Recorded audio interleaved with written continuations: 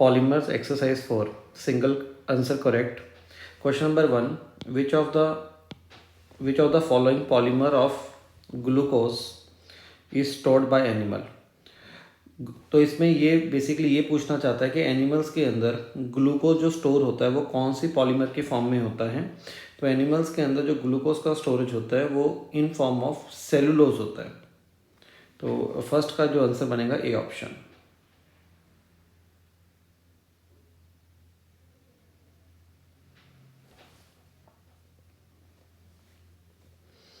Question number 2. Which of the following is not a semi synthetic polymer?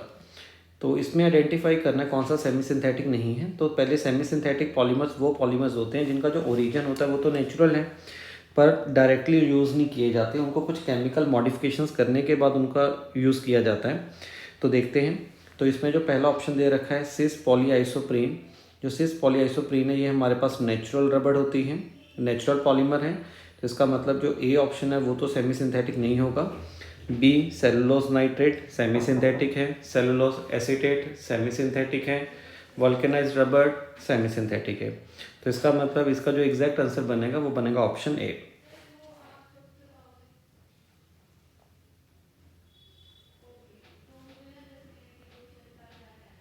Question number 3. The commercial name of polyacrylonitrile. तो इस question के अंदर पॉलीएक्राइलोनाइट्राइल का commercial name बताना है क्या होता है। तो पॉलीएक्राइलोनाइट्राइल का जो कमर्शियल नेम होता है वो होता है ओरलोन। तो थर्ड का जो आंसर बनेगा वो बनेगा B option.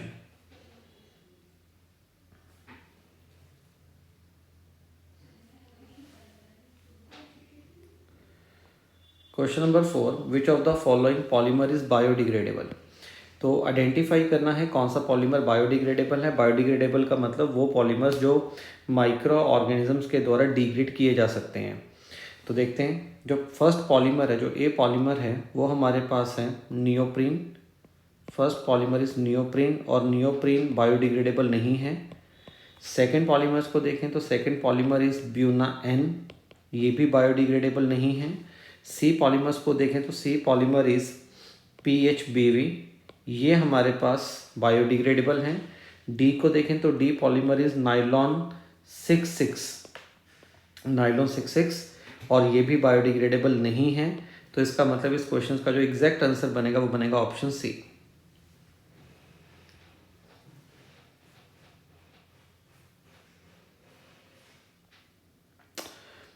Question number 5.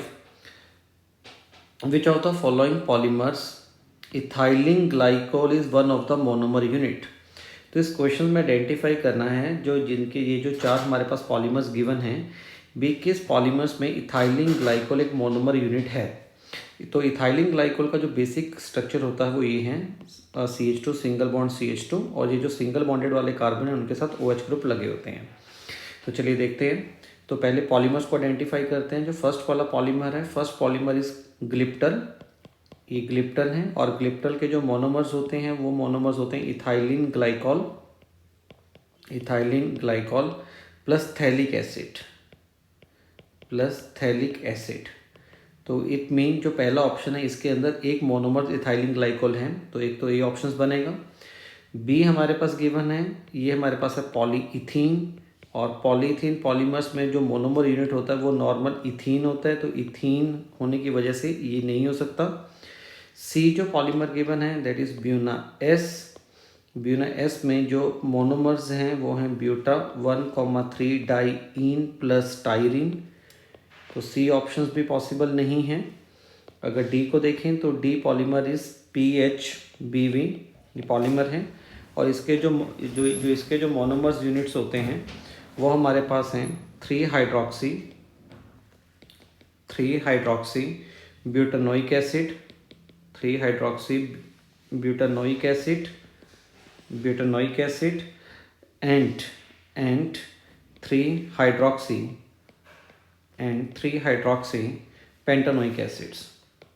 Pentanoic acid. तो PHBV में जो मेन मोनोमर्स हैं वो कार्बोक्सिलिक एसिड हैं, तो जिसकी वजह से डी ऑप्शंस भी नहीं होगा। तो एक ही केस ऐसा है जिसके अंदर इथाइलिन ग्लाइकोल होगा, तो फिफ्थ का एग्जैक्ट आंसर बनेगा ए ऑप्शन।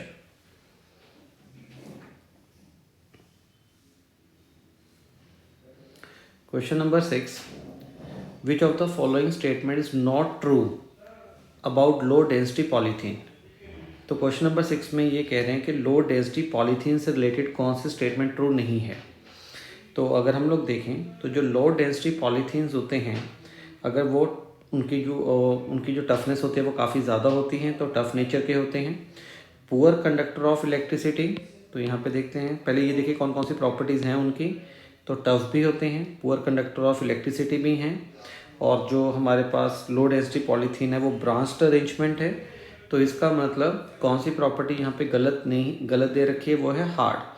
तो जो हमारे पास लो डेंसिटी पॉलीमर्स होते हैं वो हार्ड नेचर के नहीं होते, बेसिकली फ्लेक्सिबल रहते हैं, जिसकी वजह से 6 का जो एग्जैक्ट आंसर बनेगा वो बनेगा ऑप्शन बी।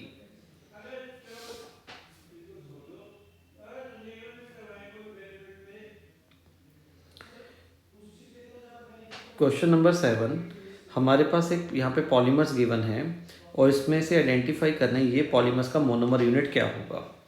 देखिए, इसको करने का एक तरीका तो ये है कि जो भी हमारे पास ऑप्शंस हैं इनको उठाकर एक एक को सॉल्व करके देख लें, उससे आइडेंटिफाई हो जाएगा भी कौन से मोनोमर से ये वाला पॉलीमर का फॉर्मेशन हो सकता है।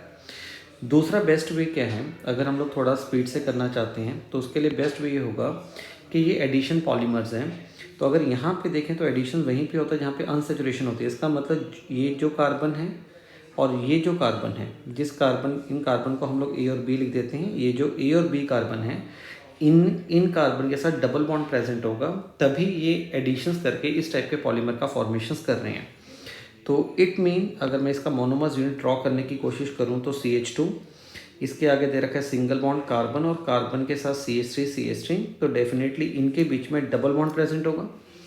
डबल बॉन्ड प्रेजेंट होगा तभी तो ये वाला carbon A type of carbon है, और ये जो कार्बन है जिसके साथ 2 CH3 लगे हुए हैं बी टाइप ऑफ कार्बन है, बिकॉज ये कार्बन भी बी टाइप का ही है, राइट। तो ये हमारे पास मोनोमर यूनिट बनता है और इस मोनोमर यूनिट की रेपिटेशन से हमारे पास फाइनली पॉलीमर का फॉर्मेशन हो जाएगा। तो 7th का जो एग्जैक्ट आंसर बनेगा वो बनेगा A option.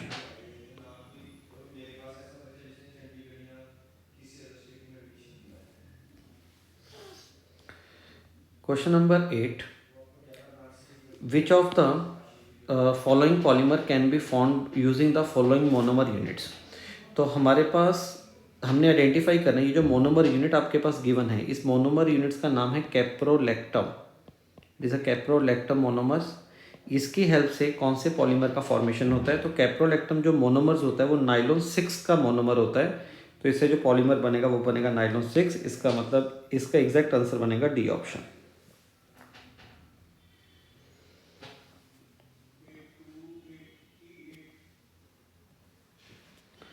Polymer multiple answer correct. Question number 9, which of the following polymers need at least 1 diene monomer for their preparations. तो क्वेश्चन नंबर 9 में आइडेंटिफाई करना है कि पॉलीमर बनाने के लिए जो नीचे पॉलीमर्स गिवन है, तो इन पॉलीमर्स को बनाने के लिए किसके अंदर एटलीस्ट एक diene as a monomer units का होना ज़रूरी है। तो चलिए देखते हैं। तो हमारे पास जो पहला पॉलीमर है वो डेक्रॉन है, और डेक्रॉन्स के अगर मोनोमर्स के बारे में बात करें तो इसके मोनोमर्स होते हैं ethylene glycol plus टेरिथैलिक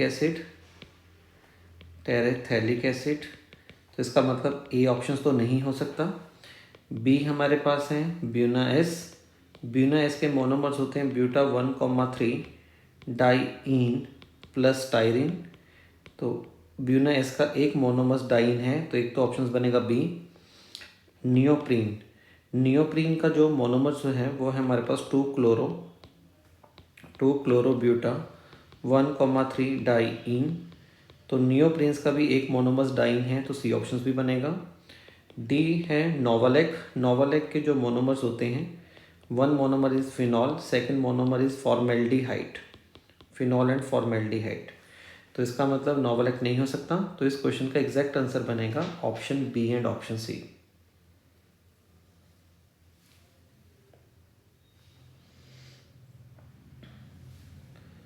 next question number 10, which of the following are characteristics of thermosetting polymer. तो आइडेंटिफाई करना है कौन सी थर्मोसेटिंग पॉलीमर्स की कैरेक्टरिस्टिक है हमारे पास।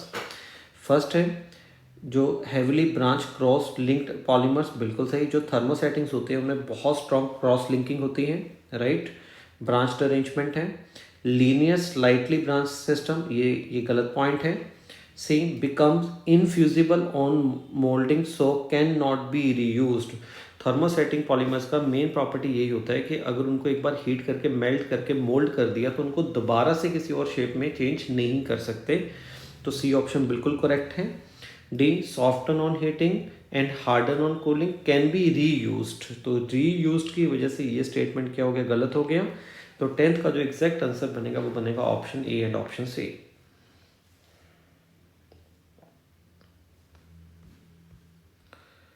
Question number 11, which of the following polymers are thermoplastic.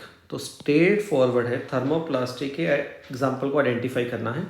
Thermoplastic polymers generally वो होते हैं जिनको हीट करने के बाद एक बार जो उनकी शेप को चेंज कर दिया, अगर उसकी शेप को दोबारा चेंज करना चाहते हो वो भी पॉसिबिलिटी है हमारे पास।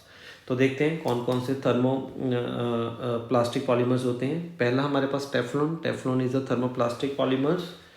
Second one is natural rubber, natural rubber is not thermoplastic polymer, natural rubber is elastomers. Neoprene भी रबड़ होती हैं, वो भी थर्मोप्लास्टिक नहीं है। Polystyrene is also thermoplastic. तो 11th का जो आंसर बनेगा वो बनेगा A and D option.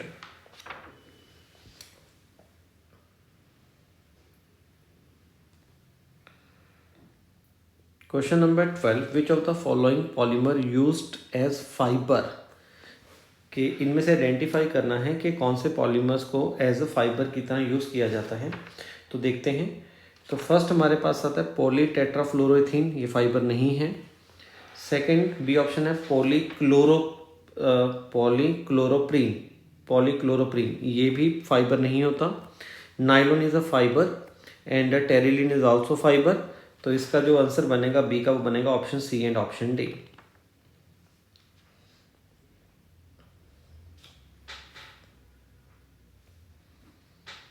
Question number 13, which of the followings are addition polymers.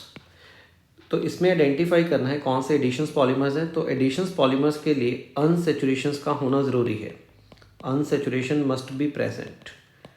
तो देखते हैं कि इनमें से कौन कौन से एडिशंस पॉलीमर्स हैं। Nylon, nylon is not addition polymer, जो नाइलॉन है वो कंडेंसेशन पॉलीमर होता है। मेलेनिन फॉर्मेल्डिहाइड भी कंडेंसेशन पॉलीमर है। ऑर्लोन, ऑर्लोन इज पॉलीएक्राइलोनाइट्राइल, ये एडिशन पॉलीमर है। Polystyrene is also addition polymers.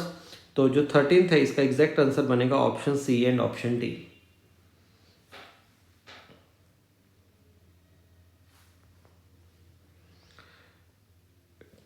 Question number 14, which of the following polymers are condensation polymers. Condensation polymers वो होते हैं जब मोनोमर यूनिट्स कंबाइन करें तो सम साइड प्रोडक्ट रिलीज होता है और वो साइड प्रोडक्ट मेनली वाटर रहता है और इसके बिना भी और कोई साइड प्रोडक्ट्स निकल सकते हैं लाइक अल्कोहल, अमोनिया, राइट। तो कंडेंसेशन पॉलीमर्स जो बनते हैं तो उनके अंदर फंक्शनल ग्रुप्स का होना ज़रूरी है, सीनियर फंक्शनल ग्रुप का होना ज़रूरी है। तो जिनके अंदर सीनियर फंक्शनल ग्रुप्स होते हैं वो कंडेंसेशन पॉलीमर्स बनाते हैं। अब जैसे देखें बेकेलाइट्स को देखें तो बेकेलाइट्स जो हमारे पास ये ऑप्शन है तो इसके जो मोनोमर्स यूनिट्स हैं, एक मोनोमर यूनिट है फिनॉल और एक है फॉर्मेल्डिहाइड। तो इन मोनोमर्स यूनिट्स के अंदर फंक्शनल ग्रुप हैं तो ये कंडेंसेशन पॉलीमर्स बनाते हैं। जो टेफ्लॉन है, टेफ्लॉन का जो मोनोमर्स है वो CF2 डबल बॉन्ड CF2। तो ये बेसिकली कंडेंसेशन नहीं, ये एडिशन पॉलीमर्स बनाएगा। रबड़ है तो रबड़ का जो मेन आइसोमर, जो रबड़ हमारे पास पॉलीमर है उसका जो मोनोमर होता है, मोनोमर्स का नाम है 2 methyl buta 1,3 diene, buta 1,3 diene. तो इसके अंदर भी फंक्शनल ग्रुप नहीं है तो ये भी हमारे पास कंडेंसेशन पॉलीमर नहीं होगा। डी आता है melamine formaldehyde resin, melamine formaldehyde resin के अंदर जो एक मोनोमर्स है हमारे पास melamine and second one is formaldehyde. तो इन दोनों के कॉम्बिनेशन से बनता है तो दोनों के अंदर फंक्शनल ग्रुप प्रेजेंट है तो ये भी कंडेंसेशन पॉलीमर्स बनाएंगे। तो 14th का जो एग्जैक्ट आंसर बनेगा option A and option D.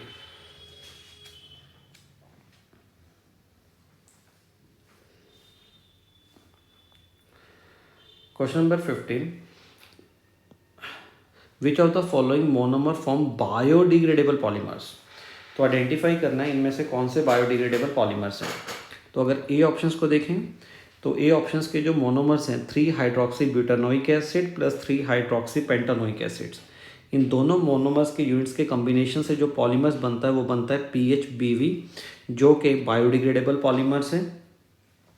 Glycine and amino caproic acid, इनके कम्बिनेशन से भी पॉलीमर बनता है, वो भी बायोडिग्रेडेबल हैं।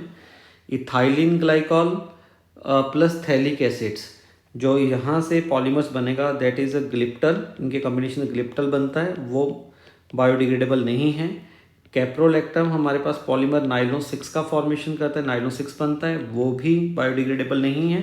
तो 15 का आंसर बनेगा option A and option B.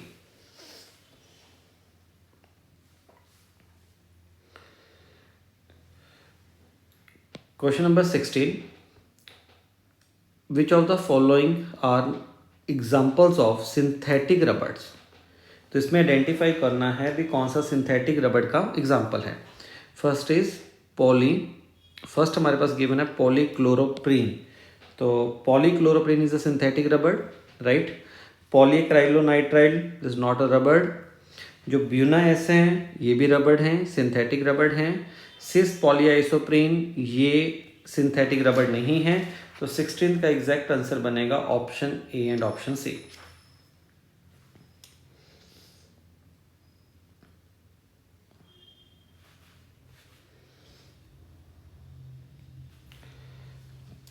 Question number 17, which of the following polymers can have strong intermolecular forces. तो इसके अंदर आइडेंटिफाई करना है भी किन के अंदर स्ट्रॉन्ग इंटरमोलिकुलर फोर्सेस होंगी। देखिए इंटरमोलिकुलर फोर्सेस स्ट्रॉन्ग उन्हीं के अंदर होंगी जो मॉलिक्यूल्स का जो नेचर होगा वो पोलर होगा, क्योंकि पोलर मॉलिक्यूल्स के अंदर एक तो स्ट्रॉन्ग डायपोल फोर्सेस ऑब्जर्व होती है हमारे पास, और सम टाइम कुछ ऐसे भी होते हैं जिनके अंदर हाइड्रोजन बॉन्डिंग अपने को दिखाई देती है। तो देखते हैं। तो फर्स्ट आता है नाइलॉन। नाइलॉन एक ऐसा पॉलीमर है जिसके अंदर स्ट्रॉन्ग इंटरमोलिकुलर फोर्सेस होंगी, क्योंकि बिकॉज जो नाइलॉन है वो पॉलीअमाइड है, इनके अंदर अमाइड लिंकेज होती है और इनके अंदर इंट्रामोलिकुलर एच बॉन्डिंग बनता हुआ अपने को दिखाई देता है। तो जिसकी वजह से नाइलॉन जो है उसके अंदर इंटरमोलिकुलर फोर्सेस स्ट्रॉन्ग होती हैं।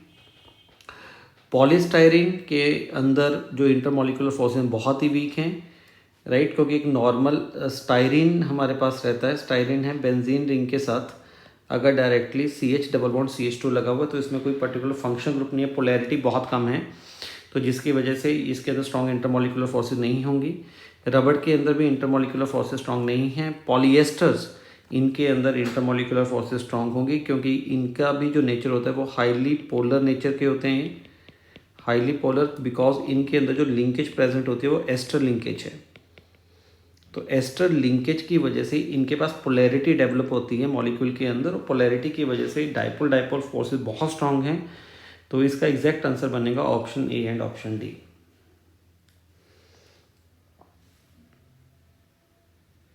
Question number 18, which of the following polymers have vinylic monomer unit. तो इस क्वेश्चन में आइडेंटिफाई करना है कि कौन सा पॉलीमर है जिसके अंदर विनाइलिक एक मोनोमर यूनिट्स प्रेजेंट होगा। तो विनाइलिक जो बेसिकली लिंकेज होती है वो होती है carbon carbon double bond linkage. तो जिनके अंदर भी इस टाइप का लिंकेज होगा तो हम लोग बोलेंगे उनके अंदर विनाइलिक मोनोमर यूनिट है। तो देखते हैं। तो हमारे पास जो फर्स्ट पॉलीमर्स गिवन है that is first polymer is Acrilan, जिसको ओरलोन भी बोलते हैं, और इसका जो मोनोमर यूनिट होता है, इसका मोनोमर यूनिट है vinyl cyanide, CH2 double bond CHCN, vinyl cyanide. तो ये फर्स्ट का मोनोमर यूनिट है, इसका मतलब फर्स्ट के अंदर विनाइलिक लिंकेज है। बी ऑप्शंस, बी है हमारे पास पॉलीस्टायरीन। पॉलीस्टायरीन का जो मोनोमर यूनिट होता है वो होता है स्टायरीन। तो बेंजीन रिंग के साथ CH डबल बॉन्ड CH2, इसका नाम है स्टायरीन। तो स्टायरीन के अंदर भी विनाइलिक लिंकेज है। सी है हमारे पास नाइलॉन। नाइलॉन जो फैमिली है वो बेसिकली नाइलॉन के अंदर अमाइड लिंकेज होती है, पोजेस अमाइड लिंकेज, तो इसका मतलब नाइलॉन नहीं हो सकता। डी ऑप्शंस हमारे पास है टेफ्लॉन। टेफ्लॉन का जो मोनोमर यूनिट है वो है CF2 double bond CF2, tetrafluoroethene, CF2 double bond CF2, tetrafluoroethene. तो टेट्राफ्लोरोइथीन के अंदर भी विनाइलिक लिंकेज है हमारे पास। तो इसका जो एग्जैक्ट आंसर बनेगा option A, option B and D. A B D, सिर्फ सी एक ऐसा केस है जिसके अंदर विनाइलिक लिंकेज नहीं है।